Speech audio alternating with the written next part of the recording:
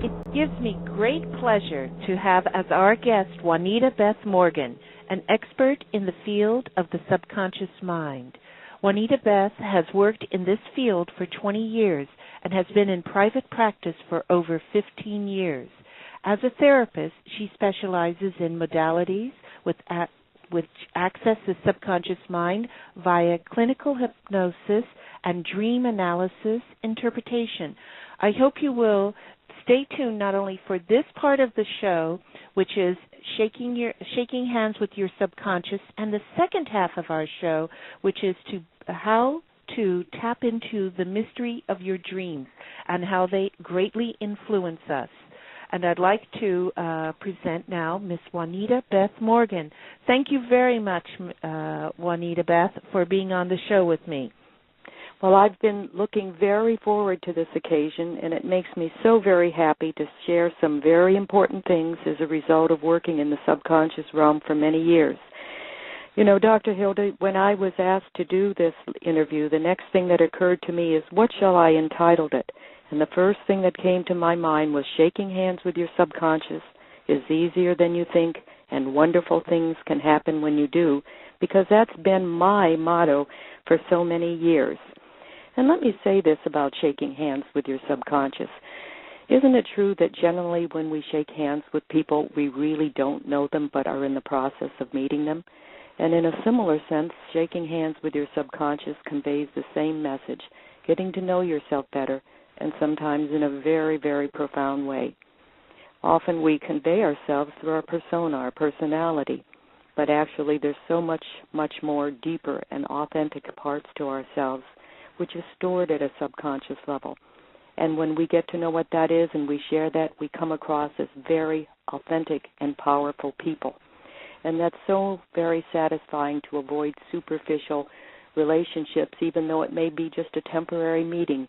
It's that empowered sense of self that helps us to feel so connected with the subconscious mind. And so, I know... Yes, go ahead. Juanita, I didn't realize. Yes. I'm sorry. Go ahead. I'm sorry. You can finish. Well, one of the things that I want to emphasize is, although I am focusing upon the empowerment of the subconscious mind, many of us do not know that we actually have two minds. We have a conscious mind and a subconscious mind. Both of them have absolutely nothing in common. So each day all of us face being in a battlefield. And have you ever been able to not make a clear decision where you know what you want to do but you don't feel that you can do it, or vice versa, where you want so strongly to be able to do something to achieve it, but you're not sure that you know how?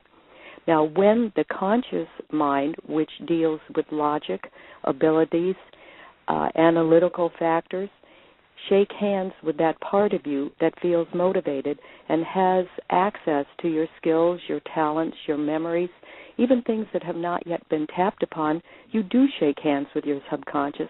And that's the difference between a person who dreams and has desires and actually manifests and achieves. So in my clinical work, I help people to achieve their dreams and goals, even if they haven't identified a practical way of coming in touch with those faculties. Somehow or other, once we get revved up and ready to go, we're able to feel motivated and prompted to get in touch with people who can help us, and many times just through circumstances and synchronicities that occurs. Yeah, and since we're dealing with the subconscious mind and our audience may not know what is the difference. You brought out the creative mind, et cetera, and earlier in the discussion after the introduction to the show. That what can you briefly explain what's the subconscious mind and what is the actual mind? How it differs? And then at the same time, and the audience, this is sometimes, as they say, pardon me, say in many ways that you're a double-minded person. In other words, you're not connecting the two, so you have two different thoughts or two different opinions or two different results that can occur at a minimum. So I'd appreciate it, Juanita Beth, if you could define for the audience what the subconscious mind is versus our regular mind that we have within our brain. Well, our subconscious mind was present at birth. We developed logic at a particular time in our age. There's no infant who even knows what their last name is or what they're going to be when they grow up. So logic, comparison, and analytical ability has not yet developed. What we were born with and how we know we always have access to the subconscious is it was there in the beginning. We were born with that mind to begin to create and to process and to protect ourselves in our own specific way. So the subconscious mind really consists of our most inner mechanisms without any intellectual development yet having been experienced or achieved. And let me tell you, it's been clinically evaluated that our subconscious mind is 88% of our mind and that our conscious mind only represents 12%. So just understanding those ratios, you can realize where your power is, that on some level, the subconscious mind will always prevail and win out some way, somehow. Even if we have to con ourselves into doing something and saying, I know I should do this, but this is what I'm going to do, because your subconscious mind is what really dominates and controls. So where does our intuition come from? There's nothing logical about intuition. It comes from within. It comes from our subconscious. Where does our imagination come from? There's nothing logical about imagination. It comes from something that's within. What about our feelings and our emotions? Emotions are always negative. A lot of people don't realize this, and feelings are positive. So what about when we love something or we don't love something? Again, someone else may not feel that way logically. It comes from our personal sense of self. What about our habits and our patterns and our tendencies? Very, very specific to us. Sometimes there's no logical reason for us to have a habit, and because it isn't logical, but it's something that we do. What about our life script? This is so important. What we believe about ourselves is what we will eventually achieve or be able to. So if we're not success-oriented, regardless of what the opportunities may be, at some point there will be self-defeating strategies and sabotage. But to develop a more successful sense of self and then connect the dots to having ways and means of going in that direction, you're able to achieve the things that are most important to you. Recently I gave a lecture before the Screen Actors Guild to actors about being able to be someone other than themselves. Now, right now I'm talking about your subconscious mind who relates to you, and that's what you know. But what about when it's important, when it's incumbent upon you to be somebody else? That takes double confidence. First of all, you have to know who you are, what your associations are, and how to transfer that into another role. So believing in your life script that you're capable of doing that you can cross over the bridge, gives you the components to become a very, very fine and very, very well-recognized actor. What about our memories? Where do our memories come from? You can't have a memory until you think about something, so a memory is not at a conscious level. Think about the times that you've tried to remember somebody's name if you wanted to introduce them and it wouldn't come. Consciously, it was embarrassing, but subconsciously, once that pressure was alleviated and the person went away, all of a sudden the name came to you because you had a chance to relax, and that information came from your subconscious memory bank. That's where our memories come from, is the subconscious. What about long-term memories? Long-term memories are a little bit different than memories. Long-term memories always represent emotional content. So 1 and 1 and 2 is just a memory. We learn our math, our times tables just through memory. But when we have emotional contents, positive or negative, then that becomes the dictating factor of a memory. We may not remember the details, but we remember how we felt and how it affected us. What about our motivation? Our motivation comes from the subconscious. Many times we have opportunities to do things, but if we're not motivated to, guess what? It's not going to happen. So it's important to understand that the subconscious mind represents so much a part of who we are. And also, this goes into more of a spiritual and metaphysical realm, but I do think it's important to mention it. Many people believe in past lives, and it is a belief system, so I can't say that that's something that everybody would agree upon. However, if one should think of past lives as being something that's important to them and something that they've experienced, guess what? That comes from the subconscious mind. That's your Akashic records, that when you are born, you bring with you your experiences from the past, that your body was left behind in some previous life, but your soul lives on, so that the Akashic records are with you. And many people who believe in past lives draw upon talents and experiences and also stressors and fears that they believe came from a subconscious level. So in order to determine if you have had a past life experience, it's very important to only do so through accessing the subconscious mind to go through those records and see what occurs and what comes up. Now, just to share the distinction to keep in balance the subconscious and conscious mind, the conscious mind only deals with logic, reasoning, analytical ability, willpower, unlike motivation, and short-term memory. So what happens when we take our willpower from the conscious mind and we unite it with motivation? We become dynamos. Nothing stops us. Even temporary setbacks keep us on track. But there must be motivation and willpower united. So, as I say, shaking hands with your subconscious from a conscious level determines what your results are, what you manifest, what's still work in process. So if that helps our listeners to understand really what everyone is equipped with, I think it can be very, very encouraging and very, very energizing to understand what your next step is and to make the decision, first of all, that you refuse to have a divided mind, that you really do want to explore and shake hands with your subconscious mind. Does that help a little bit, do you suppose? Yes, I do. I believe it does, Juanita Beth. I also want to confirm, too, that, in the subconscious mind and articles that were written on this, meaning the mind of the growing child, there was an excellent article that was published in the American Medical Association in 1928, which was comparing the frequencies of the interaction of children with within a nursery, like from hereditary to the temperature in the nursery, the fear, the environment, etc., because they were evaluating, as that term at that time, the spontaneity of the child. How do they know how to correct situations or to reason out? So I think it's important to know that, what you know as a professional, but our audience, that these topics have been addressed way back since 1928 and earlier, and it's very nice to see how science and medicine is now proving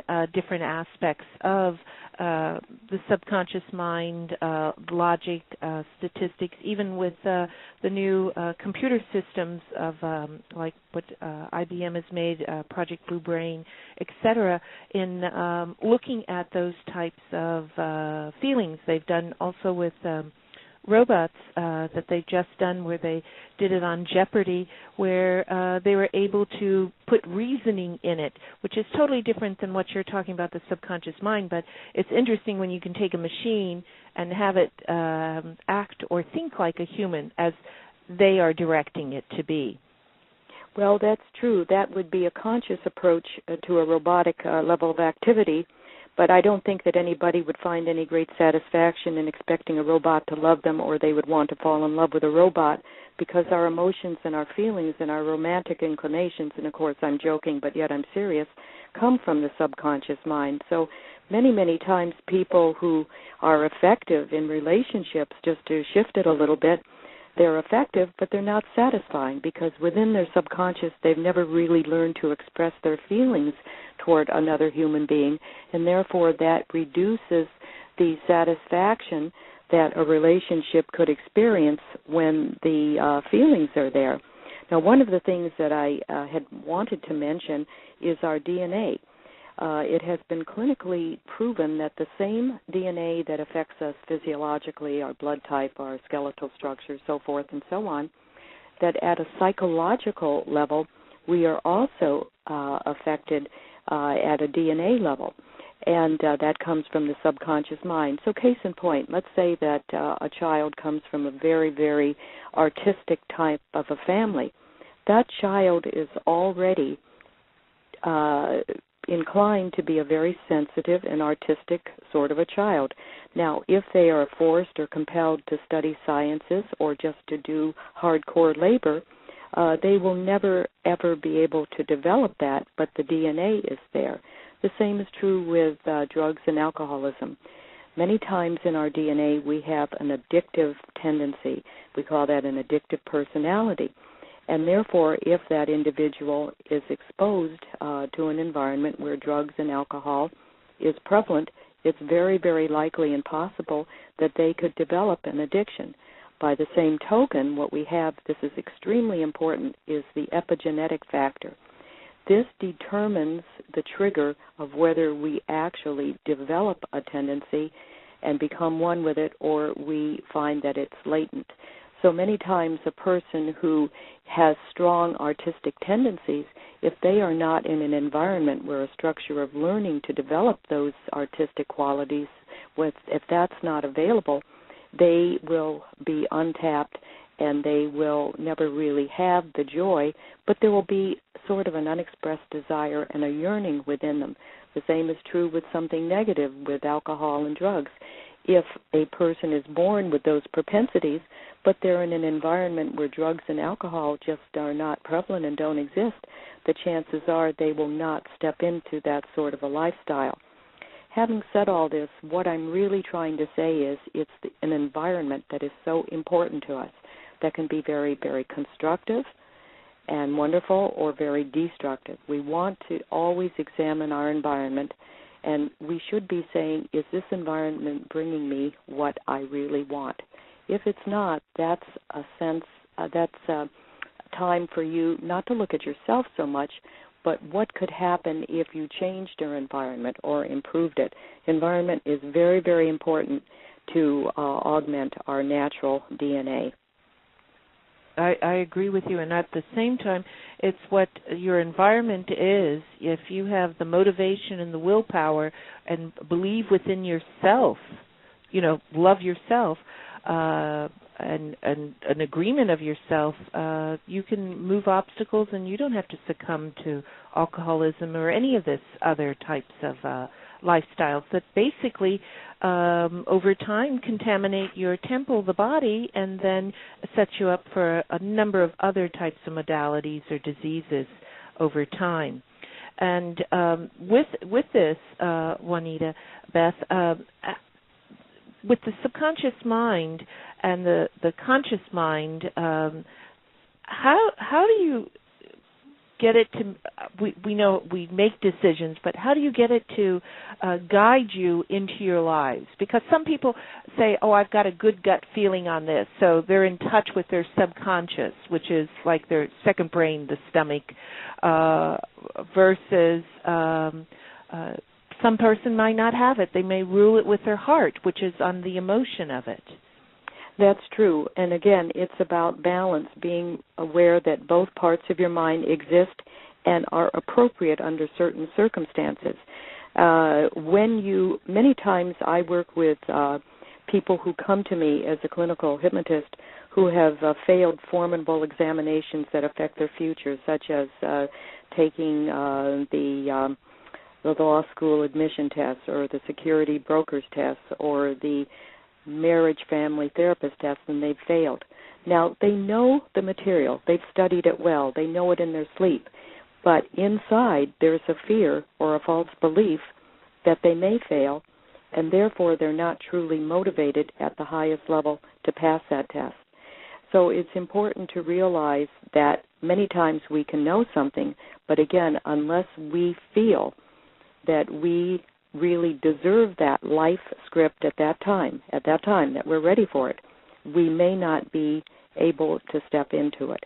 And it's also true that when a person has a positive association with what they want, regardless of what the obstacles may be, somehow or other they find ways, and they do, to overturn those obstacles. So I think it's before we can determine are we connected, is to determine what are we trying to connect. If you feel strongly about something, then the next step is, am I doing the practical things that will manifest the fulfillment of that? Because nothing happens until we act. We have to realize that there are thinkers and there are doers. No one will remember you by what you thought. Nobody knows what you're thinking. people are remembered by what they do, so that when I can help a person who is a thinker activate and motivate and take that first step into doing, it becomes so much more fulfilling, because then what they've wanted becomes visible. It becomes tangible. You keep the original, you just hand out the copies to other people. It's a very, very satisfying step to take. But you know, from childhood, isn't it true? We live with such caution. Don't run out in the street. Something might happen. Be careful. Don't talk to strangers. We get all of these subliminal and yet true messages from parents or caregivers who really mean us good, but at a subconscious level, it's giving us a subliminal message that life isn't safe, that it's dangerous to take a chance. And sometimes there's even an extreme false belief that if you do, you might be throwing caution to the wind and being reckless. It's a question of balance and realizing that caution in certain situations doesn't mean that you stop evaluating or moving ahead in an area that could bring you much happiness. But because our subconscious is 88% of us and it's not intelligent, that's another thing I should point out. The subconscious mind is not intelligent. It just bases its reactions and responses on what's familiar, a state of being. It's the conscious mind that helps us to make rational decisions.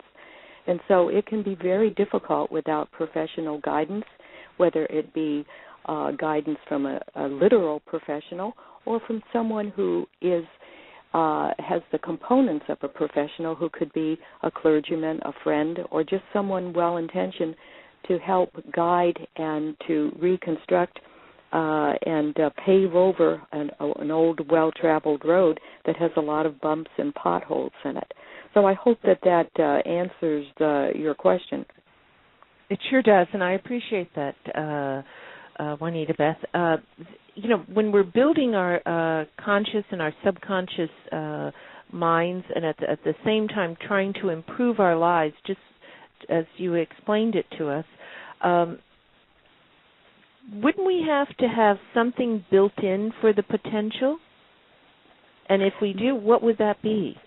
Oh, my gosh, we have so many things built in. That's the thing that's so exciting when people come to me, is because I examine what their assets are, and that's where we make our first move. It's always easy to start with what you know you have, starting as who you are, where you are, using what you have. So with some people it would be intuition, that, well, how do you feel about something? Well, I feel good about it, I feel bad about it. You explore it from the intuitive sense. Sometimes people are visionaries. That's where so many of our wonderful things come from, whether they're screenplays or architecture, is it comes from the imagination. Some people are very tender and deeply sensitive, and what provokes and animates them in their life is their ability to feel and to move into emotional contents. The most important thing is that your life script conforms, because what we believe we can achieve.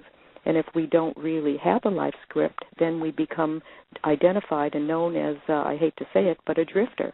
There's a lot of people who drift each and every day, even though they are steadfast and they follow a routine, they show up for work, they're one of the best employees that any corporation has ever had. They are just drifting along. They have no sense of self. They just follow the trail and live a very, very routine life. And with some people, they really don't know what could be better for them because they've never even explored that. And with other people, it can create severe depression and a disconnection from life. So it's very, very important to examine what your subconscious mind offers you as being one of your first and foremost inclinations and benefits, and perhaps start with that particular asset to help you connect with more tangible and logical ways of achieving your goals or desires. Yeah, and I know you've done extensive work and studied at UCLA, Juanita Beth, and in particular, a lot of people don't know or realize that the subconscious mind can affect our health, and it can affect it in a positive way, and it can affect it in a negative way. Can you give some examples and share with the audience? Oh, yes. Yes, of course. Well, let's go back to the DNA in our subconscious mind, that our subconscious mind has cellular memory. And so basically, unless there's something catastrophic at birth, we're born with a healthy immune system. What happens is through poor habits or lack of nourishment or just circumstances sometimes beyond our control, we lose that natural, strong immune system that we have. And that's just what can happen.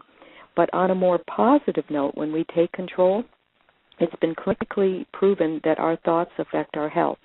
So that when we develop positive habits and at the very least a more positive attitude, it actually helps us to build a stronger immune system, because two thoughts opposite in nature can never exist. If we're thinking stressful thoughts, how many times have you said after encountering a person who's annoying, I have a headache or I have a stomach ache? It goes right into your body. And with that repeated contact, if you deal with a lot of stressful people or circumstances, that can destroy your immune system. But let's look upon you as being that person that you enter and interact with every day. It's ball and chain. You can't get away from your thoughts. You're it. So when we examine our thoughts, if this thought was my best friend, would I be happy with this friend? So it's very, very important to look upon your thoughts, which affect your feelings, as one of the most constructive and immediate ways of building a stronger and more long and enduring immune system. Many people many people who are ill are not happy people. It's not that the illness made them unhappy; it was they were unhappy and they became ill. Right, and then I know too, as many people get older in life, or they become ill in life, they, as you just brought out, they're not happy, and they even get angry. I mean, yes. It's like a very bitterness. It's like, what happened in your childhood, or what made you so angry? And it could be as simple as they didn't get that extra piece of candy when they were a kid, and they've held it in them that long and not get over it, so that they can move on in life. And well, what I do in my practice, when a person has memories that have been really undermining and destructive to the point where it really has affected their choices, what I say to them is we can never unknow what we know. If something has happened to us in life, our conscious mind saves that and it goes into our memory bank. But what can be very constructive is detaching from the emotional content, so that when that anger about not getting what they thought they wanted or needed is neutralized or reduced or put in proper perspective to the actual circumstances, all of a sudden that event becomes less remembered. What we focus upon increases. So that's the reason when we focus upon anger, we can become angrier and angrier and angrier. When emotional content is neutralized, it gives us a chance to be free, to regroup, to do that U-turn. And that's what's so encouraging about understanding how, at a subconscious level, memories and events can actually be reframed. Right, and if they're not reframed, it can be not only detrimental to that person that has not thought in a positive way and now experiencing illness or that, but also in the family connection and distant relatives or anything along that line. Those memories, if you're connected genetically and through blood, you will experience it too, the memory of it. Absolutely. In that couldn't agree more. Yes, that's true. Because I've done a lot of research and a lot of work, meaning in building equipment and that for DNA and cellular communications, and it's when you send the right frequency and the right sound, the right phononic frequency and light, you can re-talk to that DNA to express itself in a better way.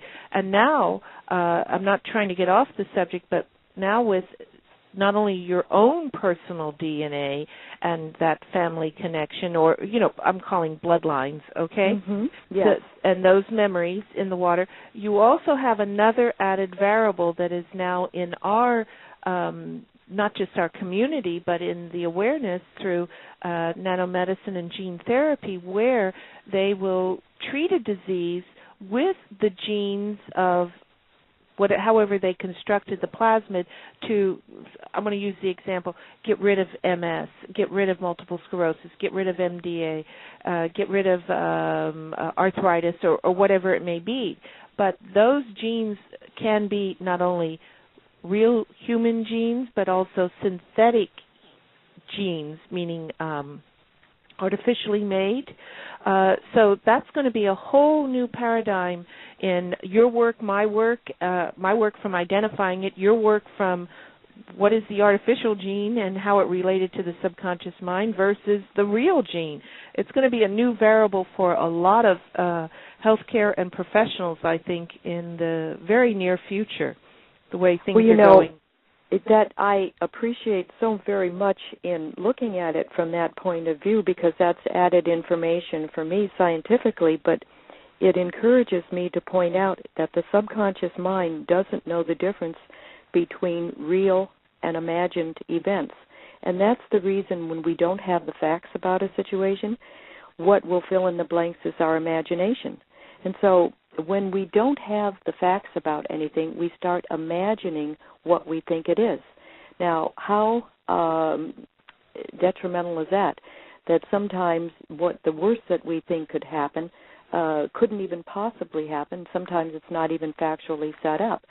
So people, when they do not have facts, will start using their imagination to create the facts. And what that can do, if it's a negative set of circumstances, it puts the immune system into a flight-fight mechanism, which revs up the adrenals and causes the immune system to go down. So what I always say to my clients is, if you have anxiety about something, don't use your imagination as a fact builder. Try to get as many facts about the circumstances or situation as you can, so that at least you know that what you're dealing with is something that you can be more prepared. When you rely or resort to your imagination to tell you what it wants you to know, you can't be sure that it's correct, and sometimes if it's negative, it puts you in a fight-flight mechanism which interferes with your immune system. A lot of people who have immune deficiencies just basically have an overactive negative imagination, really, if the truth were known. So it's about when we think, how much of that thought is our imagination? How much of our thoughts are really based upon facts, and how much as a ratio of our thoughts is based upon imagination? Well, I think a combination of both. And imagination can be very exciting and keep us connected to life, and it's very inspirational, but that's only when it's positive. What about if our imagination, in association with little pieces and fragments of facts, goes morbid on us?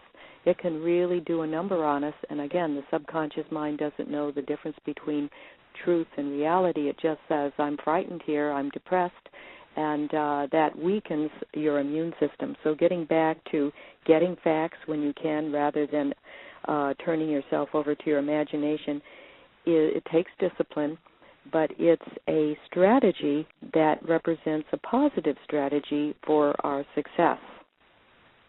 Right, and also, has there been any definitive medical benefits through subconscious connection? Yes, absolutely. You know, outside of the immune system, I know you studied a lot in different areas. Well, doctors psychiatrists and medical doctors have referred their patients to me to reduce stress by lowering blood pressure, just based upon what a person thinks and the things that get under their skin. And I know that dentists have referred their patients to me to reduce dental anxiety for procedures, and that's just basically based upon what they imagine themselves going through. A lot of people don't like to feel a loss of control, and when you're in a very restrictive situation, let's say in a dental chair, or in a situation that's unfamiliar to you customarily, that doesn't necessarily represent fuzzy and warm feelings, you can experience a sense of not being in command of the situation, and that in and of itself can compromise the immune system. So basically, the American Medical Association officially approved hypnosis as a subconscious modality and a method of treating so many issues, whether it be psychological anxiety or actually being able to lower blood pressure and to reduce the negative hormones that are released in the blood and in the brain when we think of negative thoughts. It's about a neuropsychiatric connection, really. Right, and I know that in some of those, genetically, those chemicals affect what they call the NCR genes, and also the HLA genes. HLA genes from the environment, meaning if chemicals were exposed. Example with malathion or diazinon, those pesticides, they affect our cholinesterase and thus can cause neurocircuitry in the brain to be different because it's got a pollution factor in there. In other words, the circuitry could be swollen or more calcium is being put into that physically, into that area, trying to neutralize the chemical reaction. And I know recently, well, it's not even recent, like in 2007, there was a beautiful article in the New York Times, and Who's Minding the Mind, it was the article. And basically in the article they were proving how the neural circuits physically of the brain also are part of the unconscious acts that you do in a conscious state. And that was very fascinating with me, that study, because they studied both men and women playing computer games with money, but it was how they expressed how to win. And this goes back to conscious versus subconscious. I honestly can't remember the name of the medication, but there's a medication that we see on TV advertised that says that it's for restless leg syndrome, and it says that a side effect of taking this medication, you may experience a compulsion to go gambling. But it's specifically you will spend, they don't say it in the ad, but when I looked in the research side of it, they spend $100,000 or more on gambling. And I often wondered, one is the compulsion to do that, or does it trigger, like you mentioned earlier, your genes or the memory of those genes?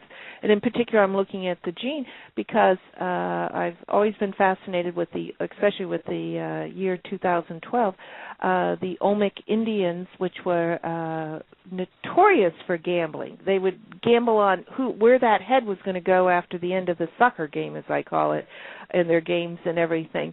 And I often wonder if those people that had that symptom after taking that medication expressed that ancient gene of possibly Olmec heritage. I just find it a little interesting. It's very interesting. You know, I always say jokingly yet very seriously, nothing can come out of you unless it's in you. And so we don't have to worry about anything that's not in us and about us expressing it, at least voluntarily. It's that latent factor of some genetic control being available to be activated and triggered, whether it be for a positive reason or a negative. And once that happens, that sets up a neural pathway. A neural pathway is like an energy in our brain so that we can repeat it. That's actually what creates a habit, and that's what can reverse a habit by creating another neural pathway which can be traveled instead of the previous one, which isn't so good for us. You know, see, the subconscious mind, it's your businesswoman or businessman. It doesn't want you to do anything unless there's something just as good or better. So that's the reason so many times when we're faced with options and opportunities, we kind of go, because unless we're really excited or we can logically see or feel a subconscious excitement about a new opportunity, it's easier for us just to stick with the tried and true, because this way it doesn't represent any effort on our part that we may not want to expend, or perhaps taking a risk. Yeah, and that's the whole thing. Some people just don't want to take the risk, and one is the risk of gambling or drinking alcohol, whatever it may be. They don't do it, but some of those risks are expanding your imagination into the reality of creating a business or products within that business that would service not only yourself and your family, but also the community. So it's always a risk factor that way. And with all the changes occurring, especially none of us have experienced what we're experiencing now since March 11th with the radiation and other types of factors, the highest amount of environmental pollutions in our atmosphere and our waters currently, the oil spill in the Gulf. All of these are affecting everyone because we deep down in our body and that gene have the survival mode. Absolutely. And at the same time, the longevity. So, and all of us have a certain amount of junk, what they call junk DNA. And everyone concentrates on what they know on the regular DNA versus the junk DNA. And the junk DNA, through all these exposures, may even be the thing that saves you in these current times or allows your DNA to polymerase, meaning to cover itself so that it can protect that whole entity of you, or I should say the template of you. Do you have any thoughts that way? Well, I believe I'm not an expert in that particular realm, but I'm certainly open to the possibility of ongoing survival. When you consider through any modality, the human race has been around as long as it's been around, and sometimes we wonder what happened to certain civilizations, but another civilization crops up and pops up just perhaps of that particular genetic factor, where someone is saved in some unusual way. So that is something that I would be interested in exploring more myself. Right, because I know that there's so many things changing, even in your field versus my field, and you have to stay up on it, or be, as you would say, use your imagination and your inquisitiveness like a little kitty cat chasing a mouse to keep up with the journals, to keep up with what the trend is in business. In industry, because there's so many new things coming out that affect all professions, and at the same time can affect your mind versus your subconscious mind. Have you ever observed or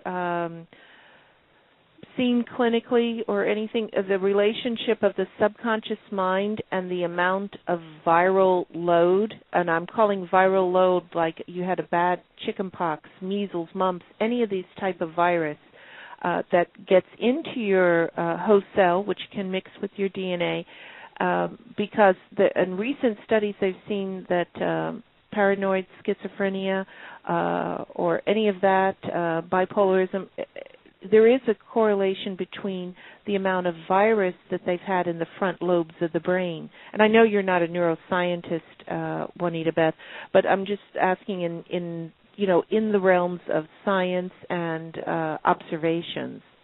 Well, let me say this just simply put. Any unusual or exaggerated experience, whether it be coming in contact with a virus or a toxic chemical, potentially has a specific effect upon that individual, depending upon their genetic makeup, what they believe about themselves, what there is in the environment to help them regain equilibrium or to become healthier, is going to establish a stronger relationship with that DNA or help neutralize the effects that a negative impact could make upon an individual or a society.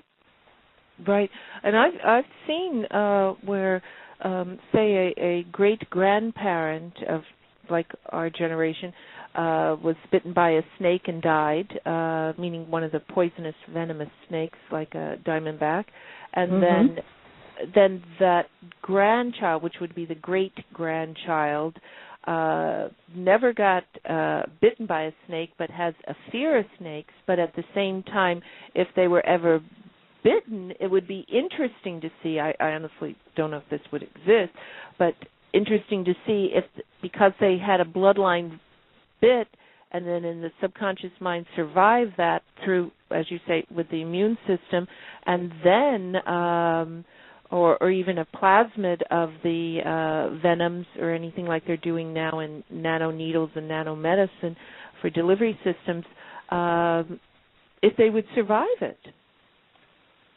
Well, I think not having the anti-venom.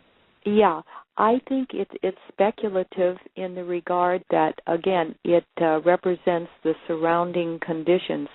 If that individual who has been stricken with venom has, let's say, something positive going on in their life where they're actually motivated because they have a goal to go on, it's much easier to get somebody out of bed, as ill as they are, so to speak, when they have something that they're looking forward to go to, if it's an event, or to be a part of.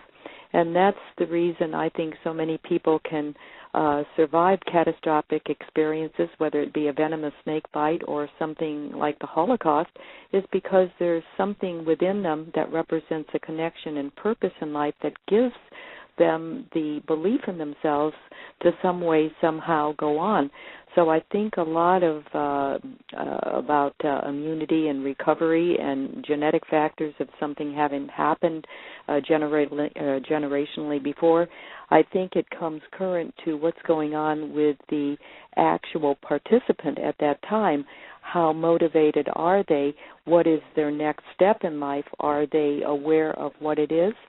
And that can really, I think, affect the outcome of who survives and who is affected and impacted in a very disastrous way, or a person just being able to go through a natural and normal recovery that hasn't been easy or pleasant, but still they can recover.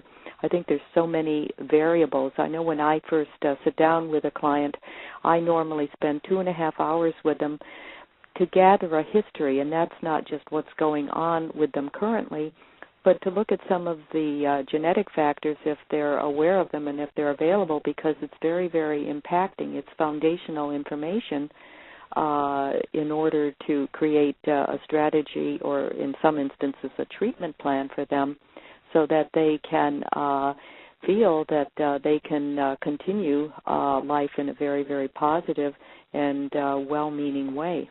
So I think we have to look at so many of those factors and not just focus upon one, but in an overarching way, as you say, be open to staying on the cutting edge and getting information so that you know what you could be looking at or what may have been overlooked, which could be the missing link in that particular person's perplexity.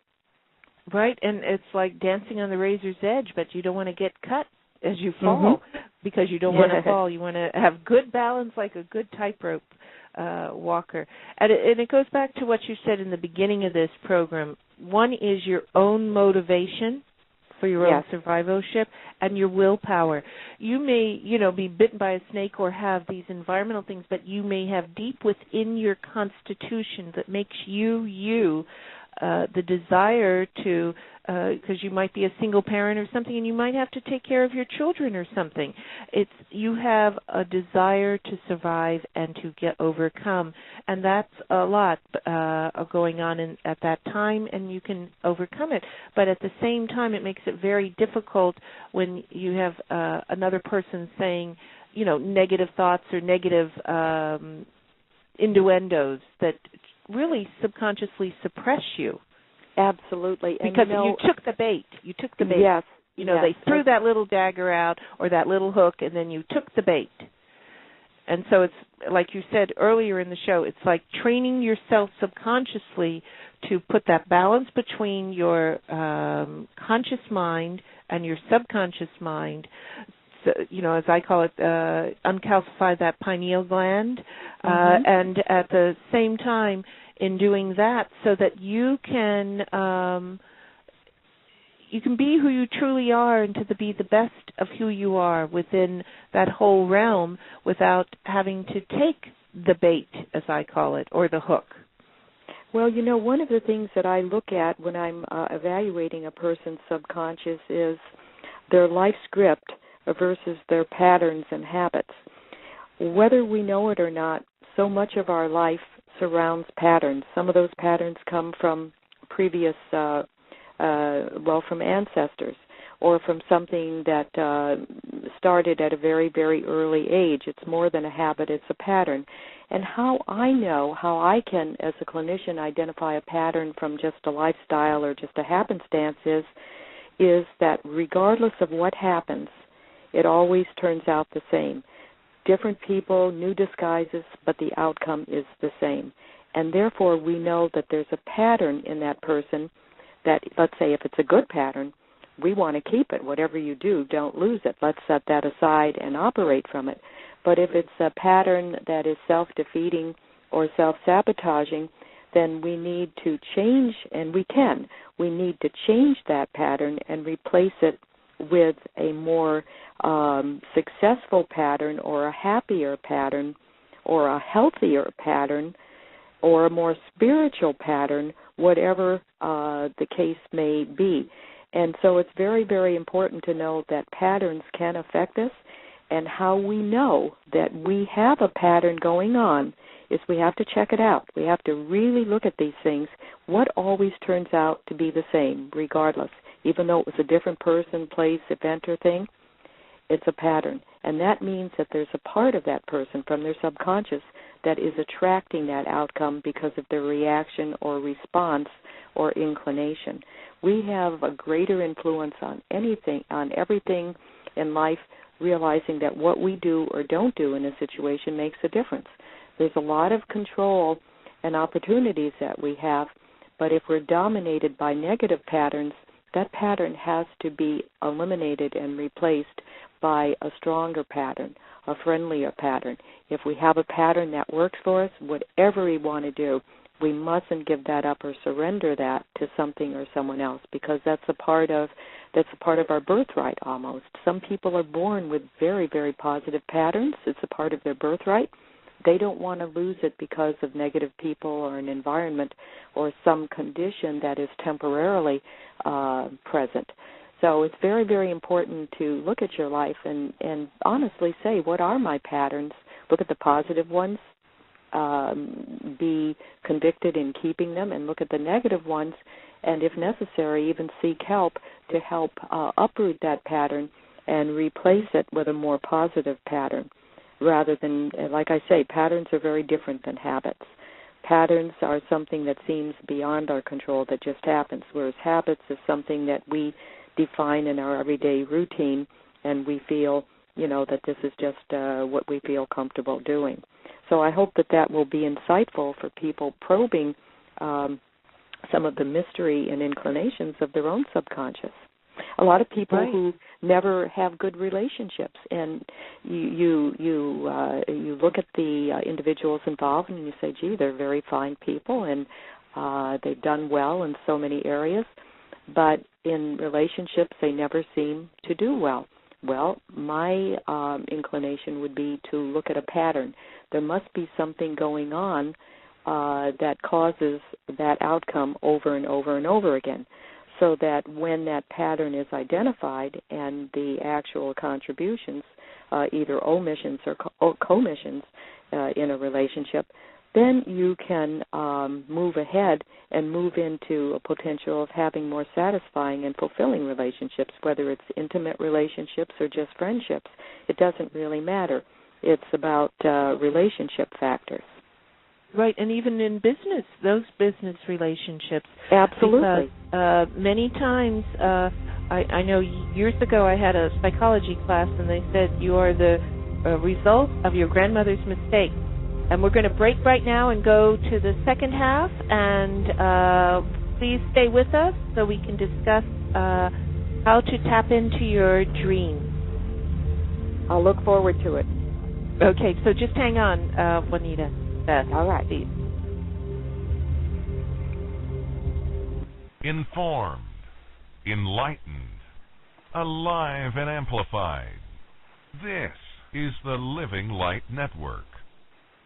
Okay, welcome back to our second part of our show, which is going to be how to tap into your dreams. And before we go into the show and I reintroduce our guest, Juanita Beth Morgan, I'd like to bring to your attention, audience, that on our website, onecellonelight.wordpress.com, you can find Juanita Beth Morgan, her name, on the promo for the show. And when you hit that button, you'll be able to find a brochure in reference to what Miss Juanita Beth Morgan does clinically as a clinical hypnotherapist, and also her phone number, which is 213-389-2715. And we'll try to make that announcement again at the end of the show. Now, Miss Juanita Beth Morgan, are you there, my dear? Yes, I am. Good. I want to first say that many people are not really aware of how important their dreams are. But why are your dreams so important? Here's the answer. Because they're designed by you, for you, about you. What could be more you? Dreams are a personal possession that only you have created and have had for a period of time access to. And so in this part of the show, I hope to discuss why we dream, the kinds of dreams that we can have, what we can do with our dreams, whether or not a dream log is important, and also to discuss a little bit about how mysterious the subject matter of dreams are, that actually dreams have existed since the beginning of man. During the daytime we think, but during the nighttime we dream. And I hope to be able to go into some of the clinical reasons why dreams occur. But I'm not sure where we can jump in. There's so many interesting things to discuss. Let's start right at the beginning. Is how did you become interested in dreams? Well, it was interesting, at about the age of 8, and it was during that cycle of my life, I began to have dreams that started to come true. And I began to share these dreams with my mother, and she quickly validated that I was able to predict very specific and accurately events that would take place. Now, sometimes they were in general, and sometimes they were with people that we were closely associated with. So I learned at a very early age that much was revealed to me in dreams. And I remember her saying to me, now how do you know when you're just having a dream and when the dream is actually going to come true? And, of course, as a child, I had no answer for her other than to say, I don't know, but the dreams that come true feel different, and I know that that's a prophetic dream. Well, as I studied dream work and dream analysis, the answer is very simple, that while we sleep, different circuitries in our brain are released, and during that circuitry, there is a period of that stage of dreaming that actually opens us up, all of us, to prophetic dreams, so that if we remember those dreams and log them, or if they're vivid enough, when they come true, we'll say, gee, I dreamed that, or I knew that that was going to happen. Now, as a youngster, of course, I had no clinical information, so all I could say is that it felt like a prophetic dream. But now that I understand how and why prophetic dreams do occur, then it's sensible to assume that many of us can have access to that, and sometimes more so than others, depending upon the sensitivity and the psychic ability and intuitive nature of that particular person, which incidentally can be a DNA factor as well. So that's actually how I became associated with dreams, and I put great foundation upon them because seeing so many things come true. Now, the interesting thing is that as I got older and I became more involved with added activities, my preoccupation with dreams became less, and so therefore I didn't have as many prophetic dreams. As my outer world expanded, then my internal world more or less constricted. but nevertheless, now realizing that all of us can access that, and even now, even more so today in my work with the subconscious, I have been very, very inclined to step back into that old realm, and many, many times I've had very, very prophetic dreams that now kind of reinforce what was going on at a particular time in my life. And let me just say this for what it's worth. This is really interesting. I don't know why this is the case, but I know that when we are not feeling well or when we're actually ill, that's when we can have truly the invitation for a prophetic dream to come. Many times some of our greatest prophetic dreams will come when we're experiencing, maybe it's just a cold or a flu, or sometimes a very, very bad level of health. And here's my theory on it. I can't prove this, but understanding what I do about the subconscious, here's my pet theory, is that we have two nervous systems just like we have two minds. In our previous show, we talked about the conscious mind and the subconscious mind. But what I failed to really get into and introduce is that likewise, each mind has its own nervous system. The subconscious mind has the parasympathetic nervous system, which calms us down, slows us down, renews us, and charges us and controls body functions. Well, when you're not well, there's a message to that parasympathetic nervous system to, hey, do what you can to invoke healing, get your immune system going. Well, the same is true with your intuition, that when your parasympathetic nervous system is revved up to bring forth healing, it can also identify and access your intuitive factors just as strongly. So many times during a period of illness, you find that your imagination, that you can have a very vivid glimpse of something that you'd like to do, and at the same time, a very, very intuitive and prophetic dream occurs because of the advocate of the parasympathetic nervous system. And again, this is not something that has been proven in research.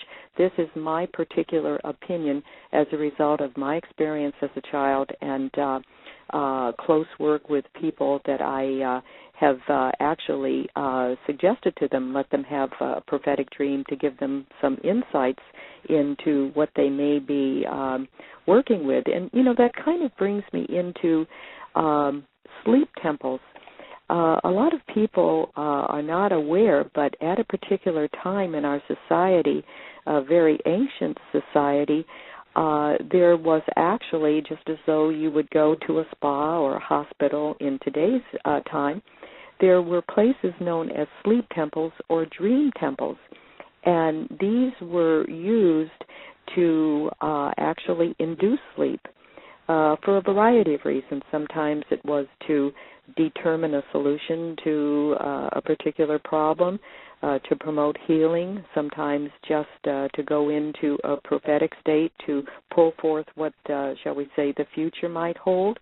And these sleep temples date back maybe as much as 4,000 years ago, and they were particularly prominent in Egypt, Mesopotamia, in India, and Greece. And there was a lot of focus upon the dreams. And even today, the shamanistic practices and rituals offer sweat lodges as a specific form of healing. Any situation where you go into an altered state of mind can be an opportunity is an opportunity to enter the subconscious realm where levels of information become available for us.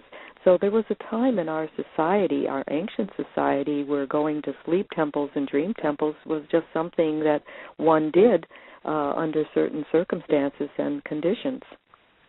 Right, and I, since you and I talked earlier, in preparation for the show, I looked up some of those early histories, and it goes all the way back, like you said, from ancient Egypt, where they also looked and wrote it in within the pyramids in the hieroglyphics, but also at the time of just 2nd century A.D., where you mentioned with the Greeks, with Artemidorus. I have a hard time saying his Artemidorus of Dallas.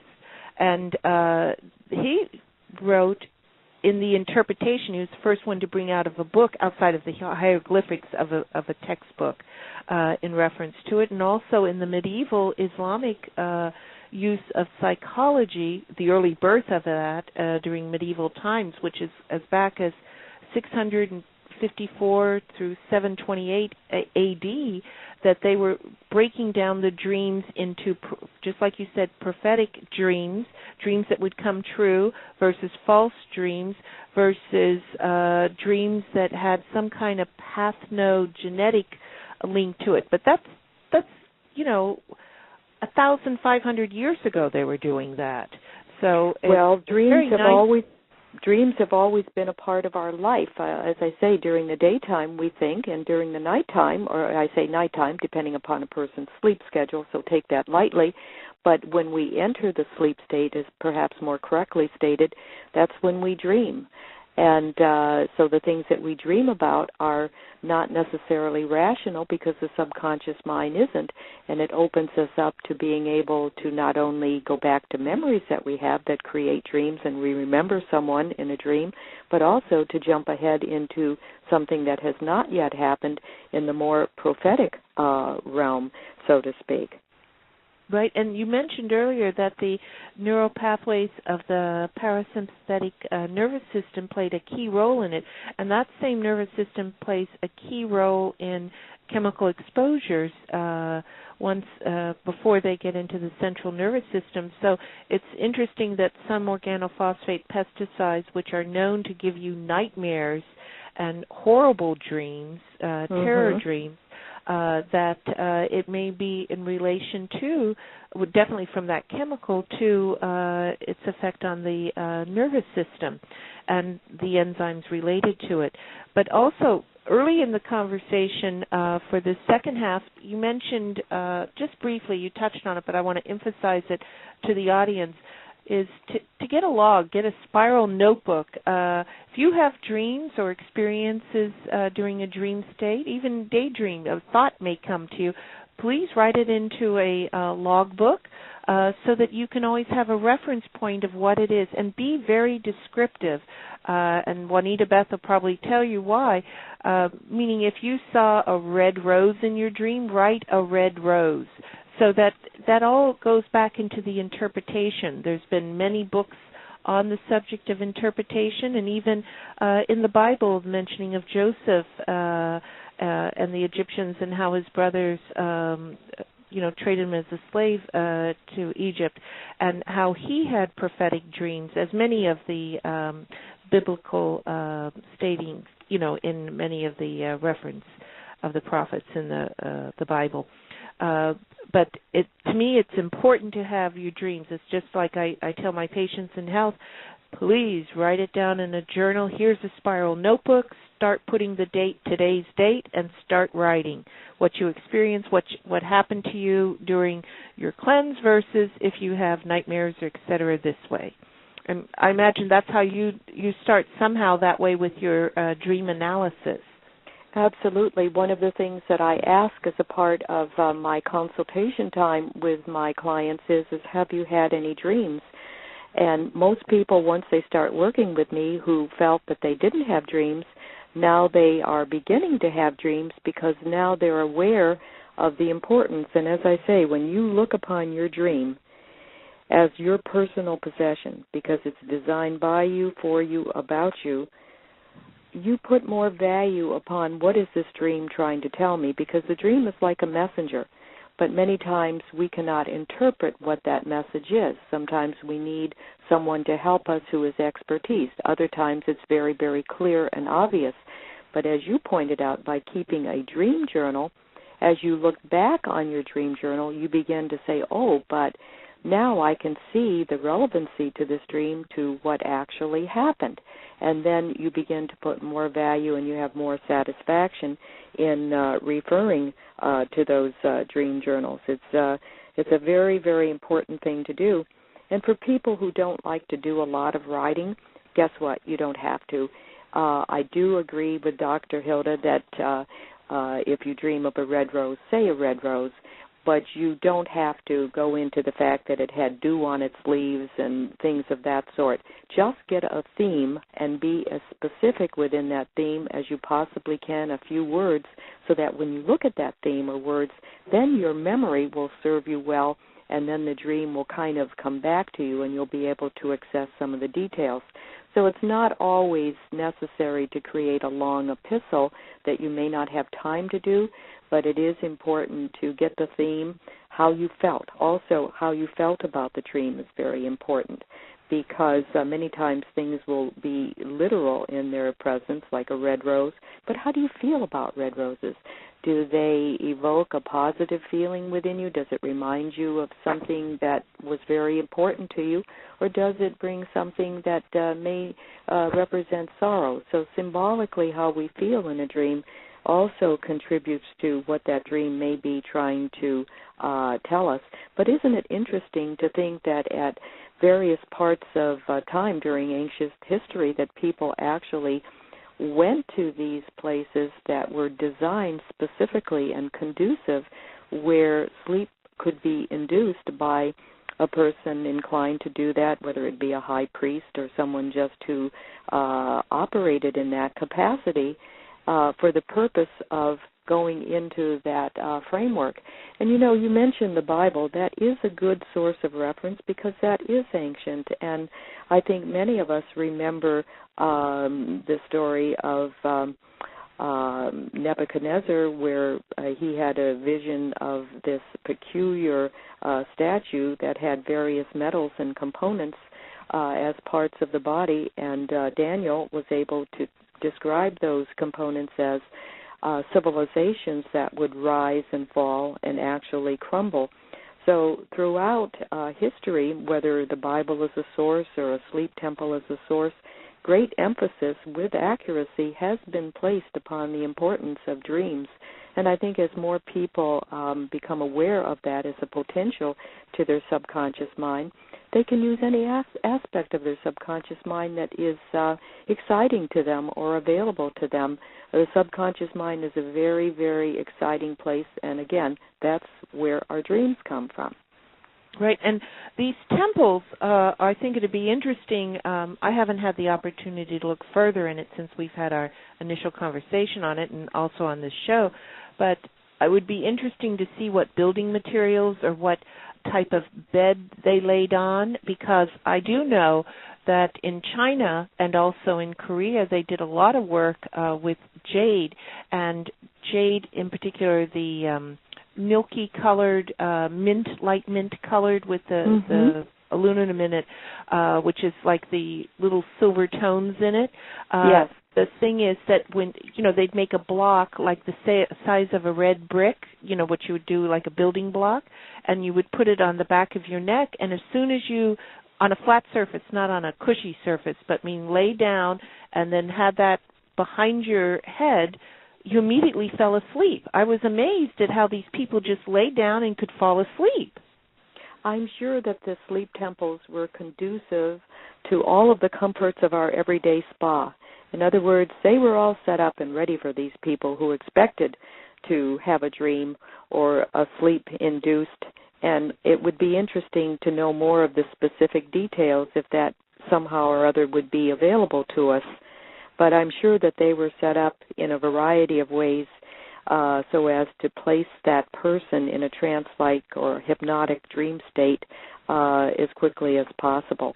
And the interesting thing about trance states, I can say this myself as a person who has accessed many of them and has also helped other people in my practice to access the trance state. Here's the deal.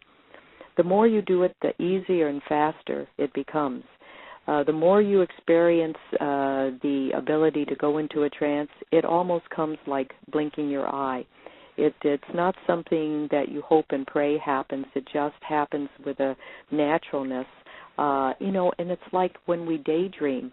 That's a mild trance. We can still find ourselves present wherever we are, but when our mind temporarily goes into that pause or daydream state, that is basically at a brainwave level, that's at an alpha state, and that's where we go. We're in a mild trance although we're not officially in a situation where we could assume a deep level of trance. But when we daydream, that's a mild experience with a trance. So for anyone in the audience who doesn't think that they've ever experienced a trance, every time that you shift your mind and kind of zone out or daydream, that's a mild form of trance.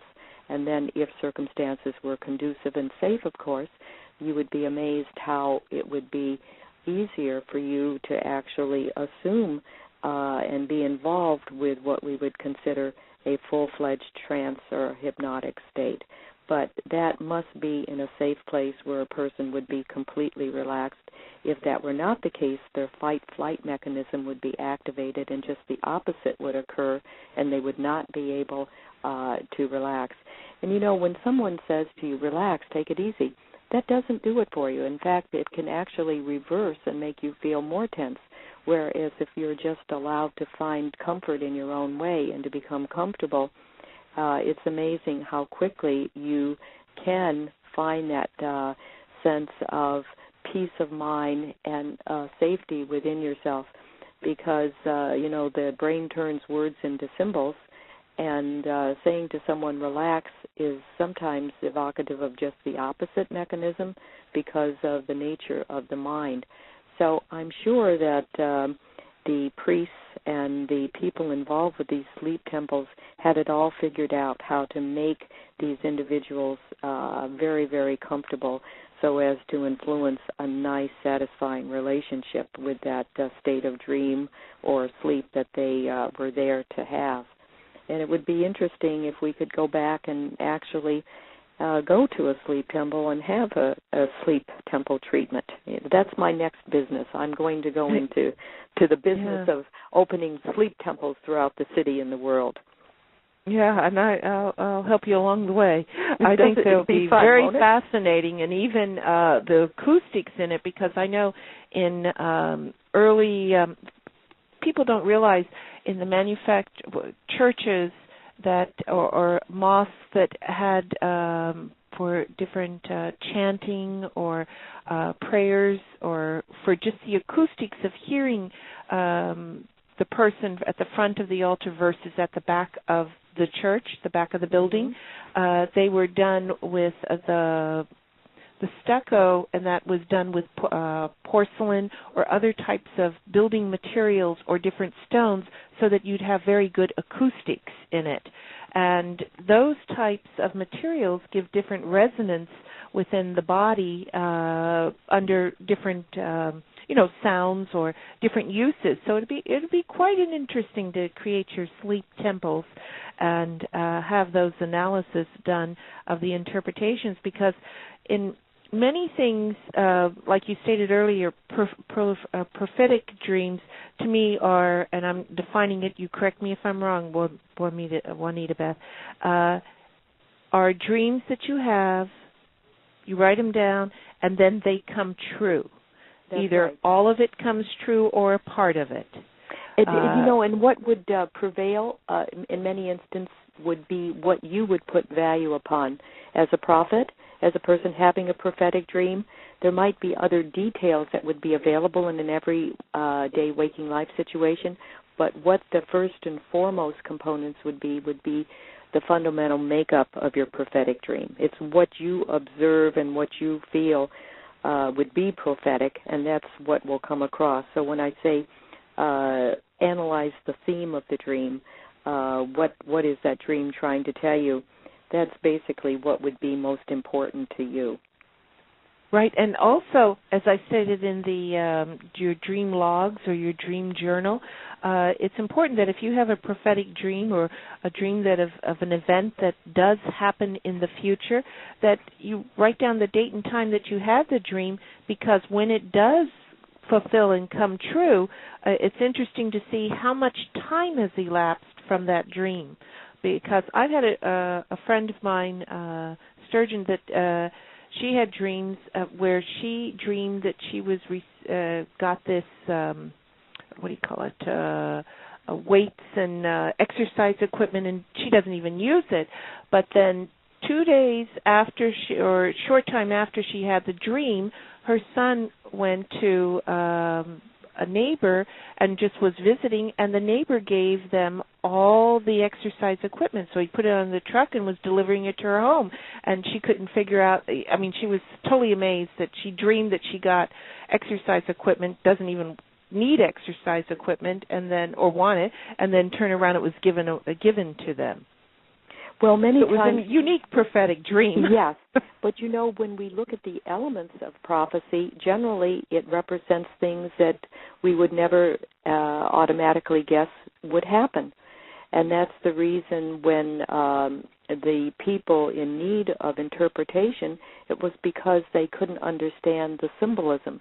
So for she, who has no interest in exercise equipment, she's probably saying to herself, why would I have this kind of a dream? What does this mean? And Correct. then the fact that it's unusual, here it comes and it sticks out. But you know, I want to interject something very important here. You said make sure that you write down the date. You're absolutely right. But what I want to add to that is that the subconscious mind is infinite. It does not respond to linear time.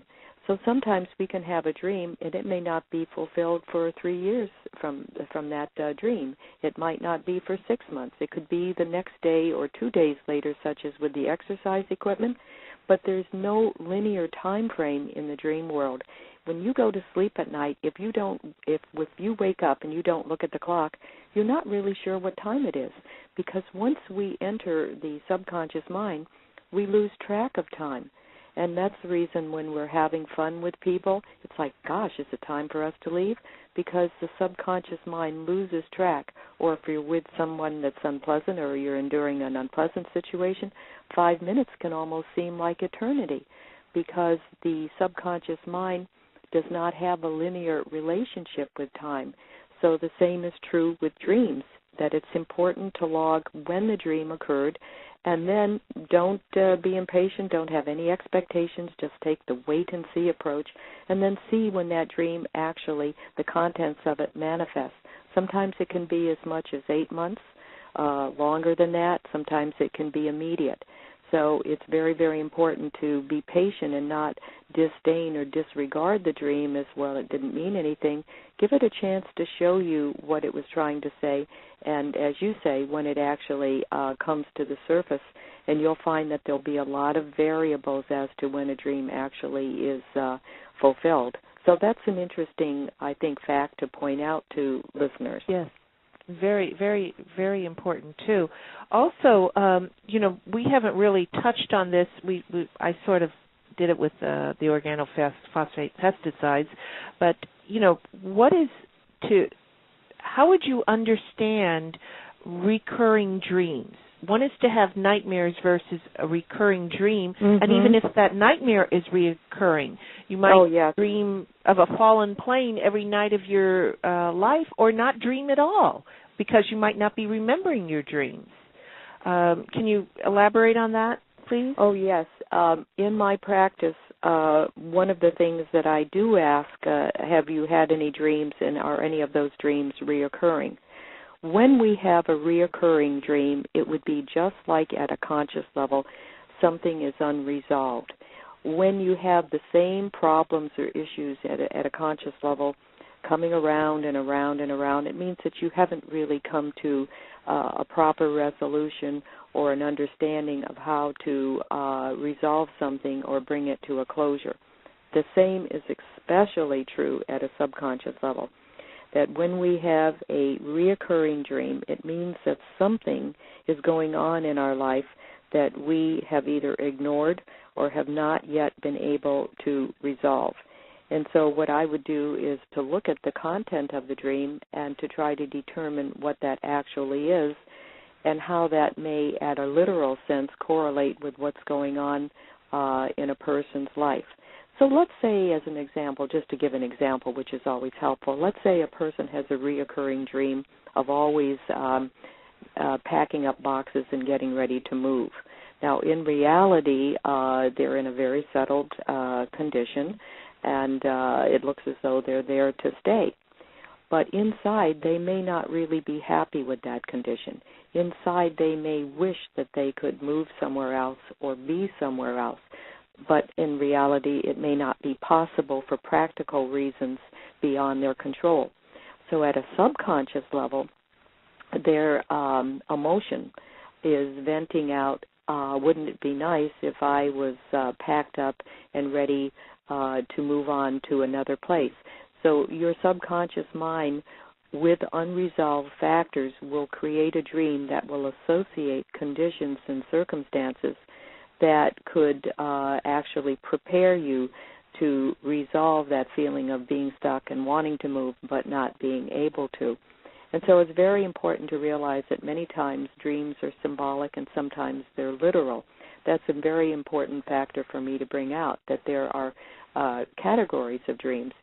Dreams will fundamentally, even though we've talked about prophetic dreams and reoccurring dreams and nightmares, it's very important to represent how do dreams occur. Are they purely literal or are they more symbolic? Now, the dream that you described about the exercise equipment was literal. In her dream, she saw literal exercise equipment. A few days later, exercise equipment arrived. That's a literal dream. But when you mentioned the red rose could be a symbolic dream. What does a red rose really mean to that person? What has it meant in the past? So when we keep a dream log, some of our dreams will be very, very literal, and some of them will be very, very symbolic and take us to places that perhaps we've never ever been before. So it's important to log with your dream whether you believe it was a literal dream, whether you believe that it was, or whether it was symbolic. Now, what would determine a symbolic dream and a literal dream? Answer is very simple, and this is proven by what happened in this exercise example. She didn't have any connection to exercise. She didn't care whether she had it or not, or never dreamed of it. Whenever there is no emotional content to an outcome where it's just black and white, that's the way it is, more than likely the dream will be literal, very black and white. But when there's emotional content, and that can be positive emotion or negative emotions, there will be more symbolic content that a person has not yet perhaps been able to come to grips with because they're not sure that they have all the facts. So whenever we have a symbolic dream and we know that it's not literal, then what we're involved with is emotions that need to be probed and to be brought to the surface. So if we had a reoccurring dream that was always symbolic, that means that there's some emotional factor that we're not dealing with, something that's repressed and that needs to come to the surface. But if we have a reoccurring dream and it's very, very literal, chances are it's about something that really is not that important to us or close to our heart, but something that does on some level need to be addressed or corrected or in some way acknowledged. So that may be helpful to our listeners who have had dreams and they're just kind of clueless as to why they had that kind of a dream. Right, and the interpretation of one is the dream that just like Sturgeon had, where she dreamed the equipment and it materialized the literal dream, versus the emotional dream. The emotion not only can be the emotions within your life, and you're the expert on this, Juanita Beth, but it can be the emotions that were genetically from your DNA, because it Absolutely. is remembered within that cytoplasma of that original egg of you from whoever your first ancestor was. So it's why sometimes there's like a if you want to call it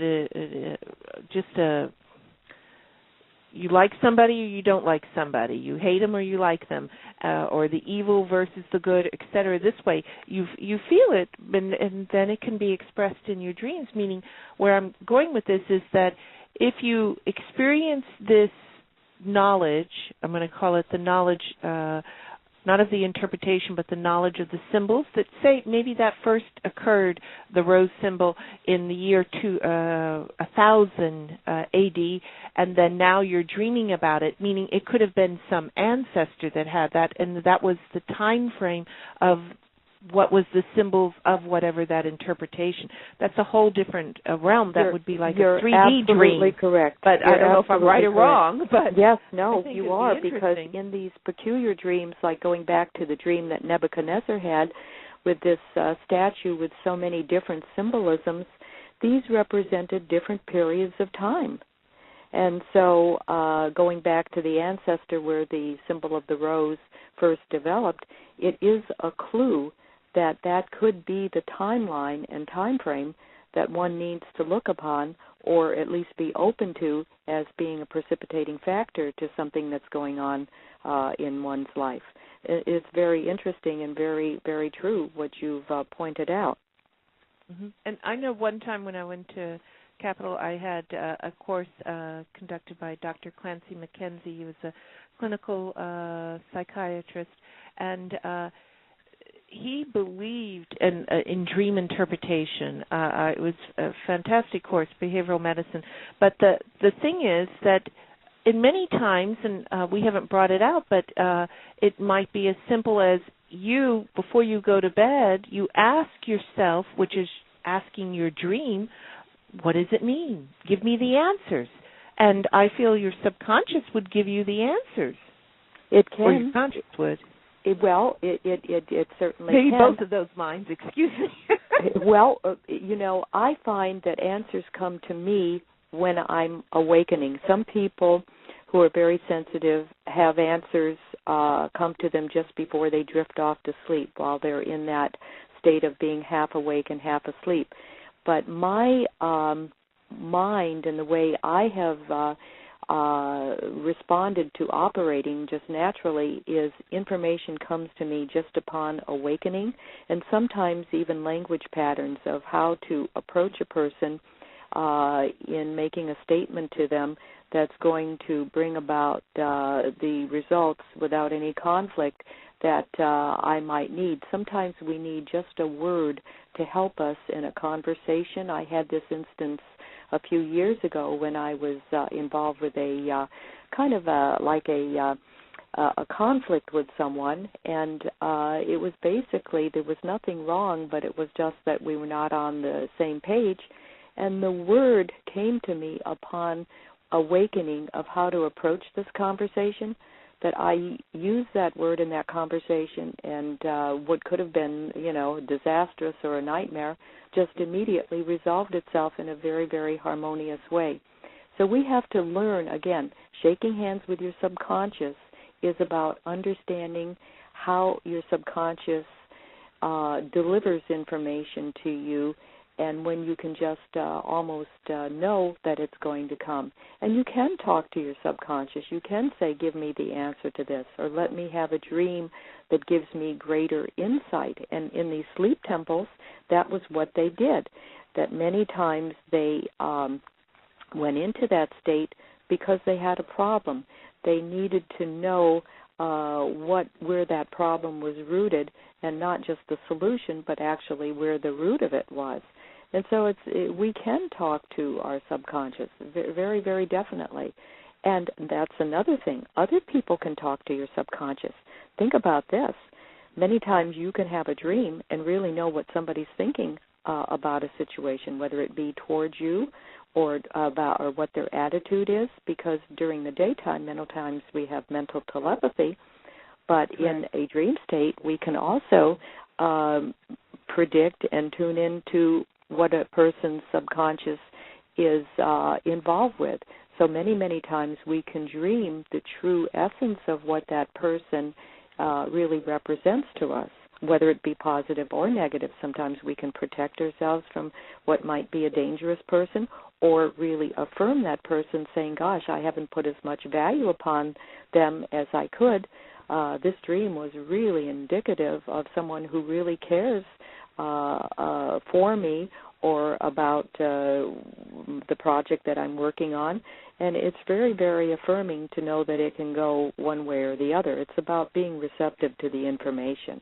And then, again, keeping a log and watching it fulfill itself. I always say trust and validate. Look for validation, and then you will trust more. If you just trust blindly, that could be reckless. That's not what I'm saying. I'm saying trust and then validate. And the only way you can validate is to have something recorded so that you can and will most certainly remember the details. Right, because it's so easy to forget because all of our lives get so busy, and then you don't remember the fine details. And that, no. I know years ago I used to use in dream interpretation, just based on the symbols of it, was Zolar's book. And then I know they have some new books out by Craig Hamilton Parker for dream interpretation. Do you have any books that you recommend for anyone to read to just get their, as I call it, their feet wet in the subject of dream interpretation? Well, the thing is, dream interpretation is a very personal thing. I'm going to say this, not that it's not helpful to read books. Information is very empowering, but what is really more important is your ability to feel empowered with your own dream. Because, again, your dreams are your personal possession. You really don't need someone to interpret your dream all the time. It's helpful to understand how dream interpretation, how the conclusions are arrived at, and I've tried to give some indicators of that. But when, in the long run, it's about what our relationship is with the red rose, what our relationship is with the exercise equipment. And then if we're at a loss, I think that it's important then maybe to do a little bit of reading to see how other people have achieved information and what they recommend in dream analysis and interpretation. So I think that reading can be good, and it's what appeals to you. It's just like when you're going to read something. People can be highly recommended and be on the New York bestseller list, but if they don't write in your style, you're not going to have the benefit. So I recommend go to categories of look into a book and see, how does this come across to me? Am I feeling connected to it? Do I like the way that this author is expressing their information? If the answer is yes and you're getting it, chances are that's an excellent book for you. And I think it's just basically a person taking the time to do that and just see how it feels, because books are just like a living person. You can relate to them or not relate to them, and we want to be around people and around books that give us the most for our time and the information that we're seeking. Don't you agree? Oh, I agree. And also, many people use the Internet as a library, like myself, and you can find other reference materials and other professional organizations that are involved in dream analysis. And could you tell our audience, Juanita Beth, if they were to go to a professional who does dream interpretation or works with them in the subconscious, what type of professional should they be looking for? Not to pigeonhole them, meaning that they have to stay within that professional, but what are some of the background that they should be looking for that professional, so they'd have the right questions to ask to see if that professional is good for them? Yes. Well, I think the first question to ask is that one of their areas of expertise? And you will either have a yes or no, and then to determine what associations and what level of information and sources of information they have been identified with, to see whether or not their interpretations are going to be slanted based upon that structure of learning. I personally believe, just like Freud and Carl Jung, both of them believed in dreams, but they had antithetical views. So let's say, hypothetically, an individual consulted both individuals and came up with completely different slants. It would be frustrating and unfulfilling. So sometimes it's really not necessarily a person's viewpoint or structure of learning, but how connected they are to the person who's asking for that revelation. How much can they share and feel and have validated that that person has actually evaluated their dream and helped them with it. So I think that if they were dealing with a psychologist, you would want a psychologist who is highly expertised and developed in that area, not just someone who has, skimmed and got just a very, very basic level of training in that area. Sometimes you might want to seek a person who is more metaphysical and who deals more in the world of dreams and puts psychology and analytical tendencies to the side, because dreams are not really at always a level of logic. It's about being able to step into the rhythm and the theme of that dream and where that person is in their life and where they may want to go. So I think a lot of it is about just basic common sense and what's available, but also consulting with someone and seeing how that consultation goes. If it goes well, you should continue and return. If it doesn't, I don't care how highly recommended that person may be, they may not be for you. Right, and it's very important that, as I say, you get along with whoever the professional is that you're obtaining for those services, because if you're not on the same page, not necessarily you all believe in the same beliefs or anything, but if you don't like the person, why are you going there anyway? Because it just won't work out for you. Well, I think, too, it's a person's ability to communicate why they're there. I know that if hypothetically I were in a situation and I had to seek professional help, I mean, I do dream interpretation myself for others, and also I have proven from childhood that I generally can assess what the dream is trying to tell me. But one of the most important things is that the individual consulting the dream interpreter is to have a reason for wanting to know what the dream means. Whenever a person says, I've been having this reoccurring dream for years and I want to know what you think it means, then you have to have that level of information as an interpreter available. If a person really is lukewarm about it and they're just semi-curious, they're going to give you less information. They're not going to be able to perhaps give you the facts or the feelings that are necessary for you as an interpreter to maybe go back to ancestry, as you say, going way, way back, whatever that case may be. It's about, I think, connection between the two individuals and providing information and a sense of purpose.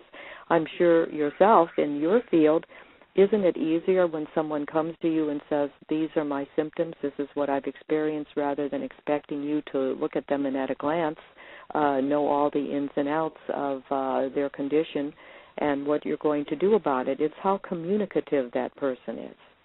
That's true. That's true. That's why I because have that a helps 98 questionnaire, yes or no, so it can go over the different systemic reactions.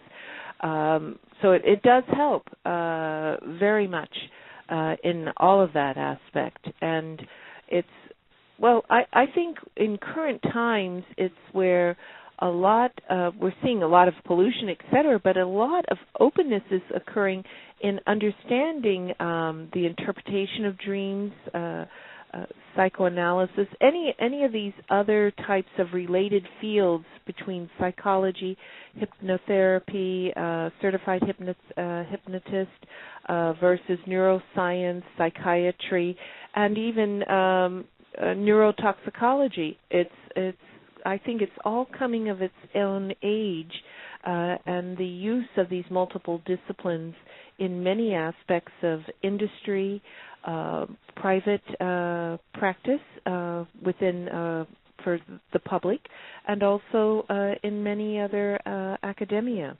Have you seen that change occurring in your field? Absolutely. You know, there's changes coming about more and more, but it's about how alert you are to them based upon the context and the contact that you have with people who can bring that structure to you.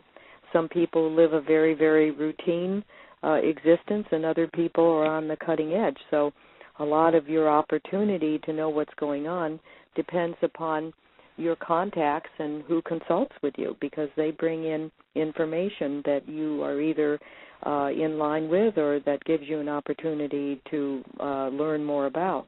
So a lot of it is just what your associations are. Right, and that goes back to that, as we stated earlier in the show on the first part, in reference to the subconscious mind and the conscious mind, if you're double-minded, if you can also discern both of those minds, and through what you're creating and painting your own pictorial dream state or your own show as with your dreams. I think it's very interesting in how it can be all put together as one, because we're all one human being in this lifetime, and how we all relate with other human beings and other relatives and other circles of our extended families and our, as I call it, the clan, at least 60 or more people within your lives. And like both you and I are professionals, where we see a lot more people because people call upon us for their own professional needs of what they're looking for in response. So it's very changing, very challenging, but in a good way, in a very, very good way. And I think that with more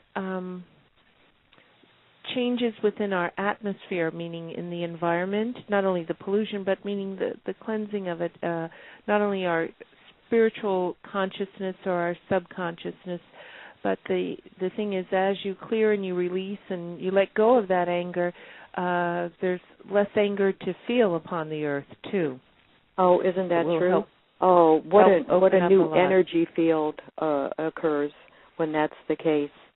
What a new energy field. And, you know, our dreams represent energy fields, too. Just as though we come in contact with energy fields at a conscious level, don't think that our dreams don't represent energy fields. They do indeed. And that's the reason sometimes when we wake up from a dream, we can feel so inspired and energized, because that dream brought us energy. Or, unfortunately, we could wake up feeling anxiety or depressed or not so good. Why? Because of the energy field. And so, you know, when we realize that certain dreams can bring us a level of energy that may not be good for us, sometimes we can start our day under-equipped for whatever may await us. But isn't it wonderful when we wake up and feel energized and renewed as a result of a dream, again, because of the energy and the energy field that was about that. There's an energy frequency that prevails in dreams, just like anything else. It's very, very important. And, you know, why do we dream? You know, I say simply that during the daytime we think, but during the nighttime we dream, because our mind never stops, just like our heart. Our heart and our mind never stop. And when we do, that means that we're not around anymore. So why do we dream is because when we enter that sleep state, it's a form of thought, but it's from a very, very different perspective. Because from a scientific standpoint, during sleep, very specific circuits activate the limbic system, and the limbic system involves our emotions and feelings and circumstances that we remember in order to customize an experience that's subjective, and that's what we call a dream. That when we go to sleep at night, we're thinking, but it's from the limbic system, which evokes emotions, feelings, circumstances that we remember, whether it's the rose from the ancestry or whatever, to customize an experience, to create a subjective dream. And that's the reason that dream, nobody could do it exactly for us. Dreams are our personal possession. And so when we think of dreams, again, with more respect and being a part of our personal life and possession, it actually becomes easier and easier to remember and use your dream in a constructive way, whether it be as a resolution for something or at the at a level of precognitive factors. Now that brings me to another category of dream, which I always bring out in my practice, and that is a venting dream. Sometimes we've had it up to here, but we just can't get rid of the residue in everyday life because maybe life doesn't give us the circumstances where we can resolve something clearly in a literal sense. But emotionally, we've had it up to here. Well, in a dream state, again, with that subjective factor operating for you because of the way you're feeling about a situation, you will create a dream that will actually enable you to vent out unprocessed emotions that at an everyday waking state you might not be able to do because of circumstances. So dreams can be very healing. That would fall into the category of a healing dream, a venting dream. And that brings me to another interesting point. What stages of our dream state would we have a prophetic dream or would we have a venting dream? Well, I would say that there's no real rules governing it because, candidly, I've had prophetic dreams upon awakening. But generally speaking, we have venting dreams the last 2 hours of sleep. So the dreams that you remember upon awakening, if you do remember, are more than likely associated with venting out things that you just need to dump, but you can't. And your prophetic dreams come more at that deeper stage of sleep, maybe more toward the middle of the night while you're profoundly involved with your subconscious mind. So let's say that you awaken during the middle of the night for some reason and you're having a dream and you remember it. That might be the dream that you're very well wise to record as a prophetic dream because generally your prophetic dreams come more in the middle of your sleeping and your venting dreams usually occur within the 2 hours of awakening. So that might be of interest to our listeners.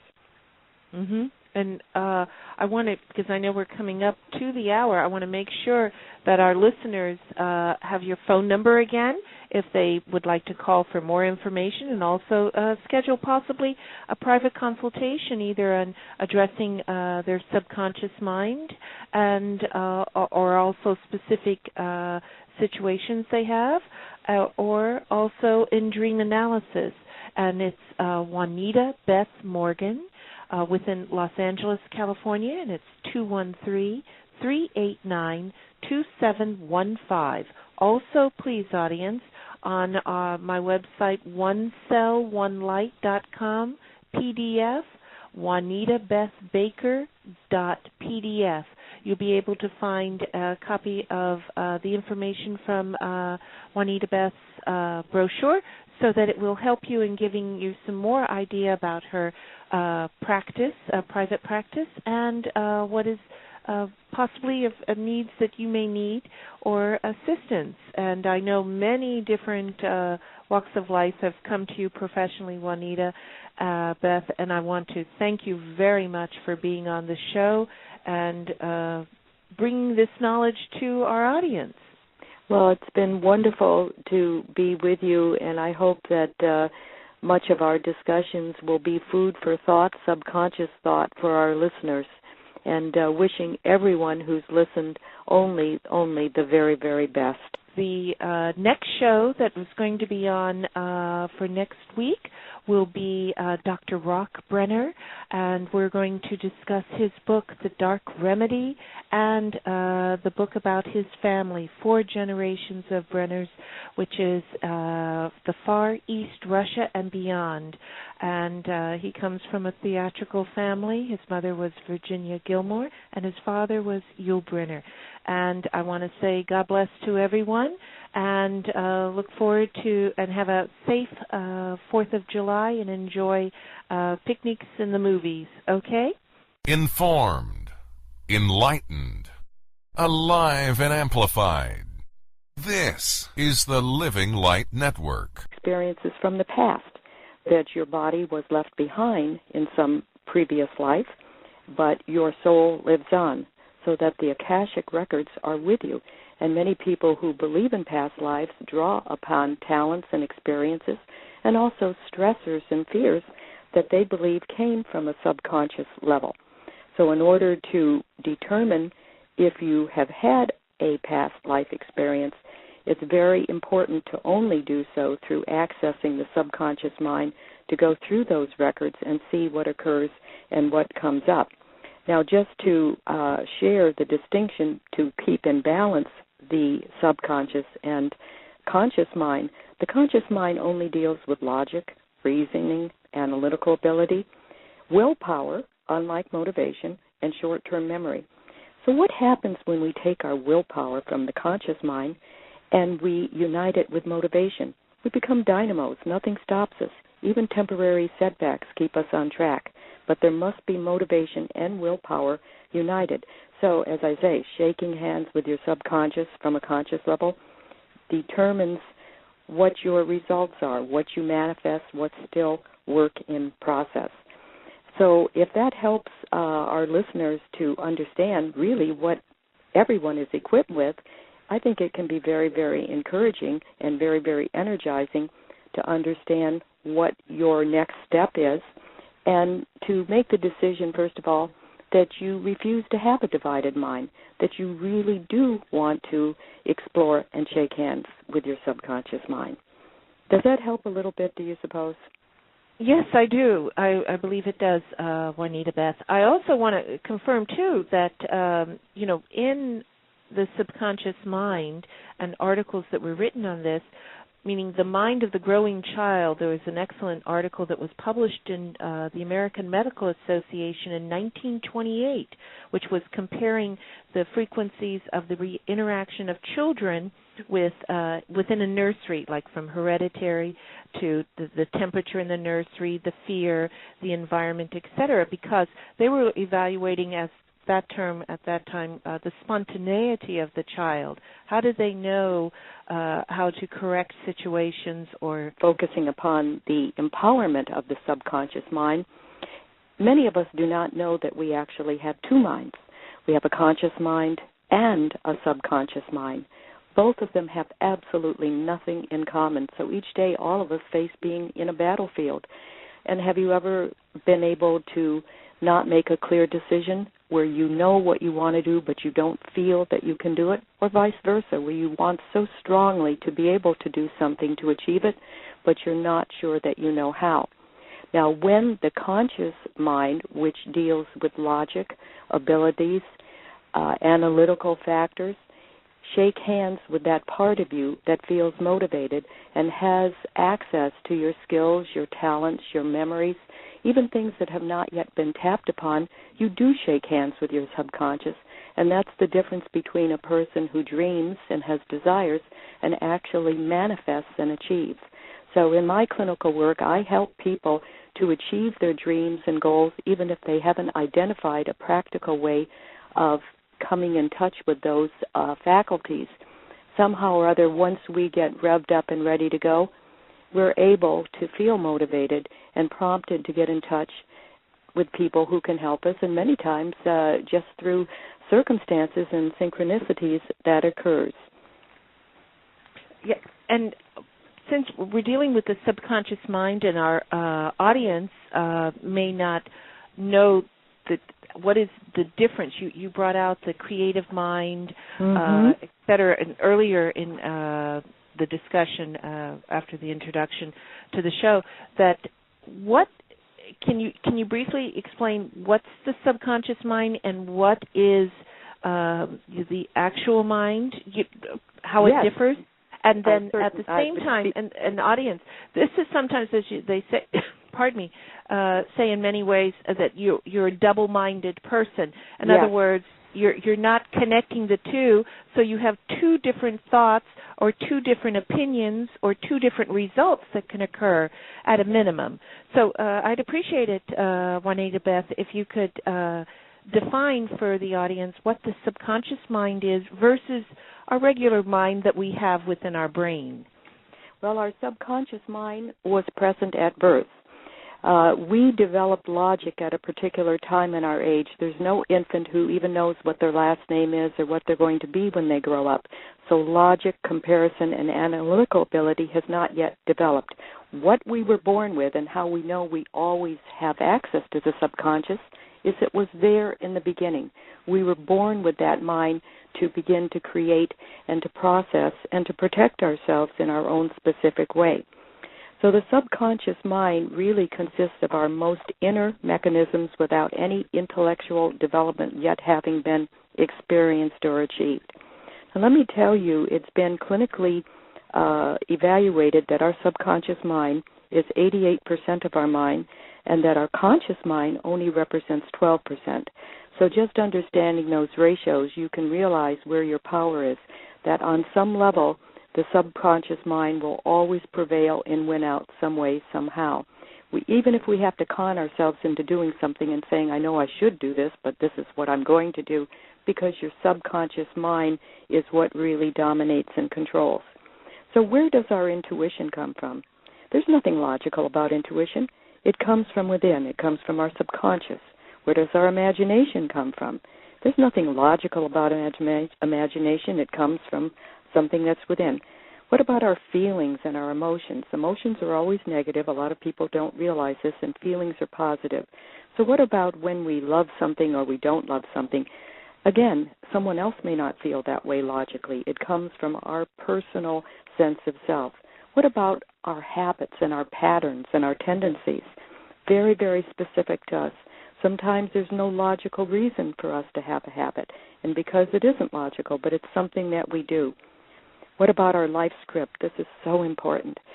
What we believe about ourselves is what we will eventually achieve or be able to. So if we're not success-oriented, regardless of what the opportunities may be, at some point there will be self-defeating strategies and sabotage.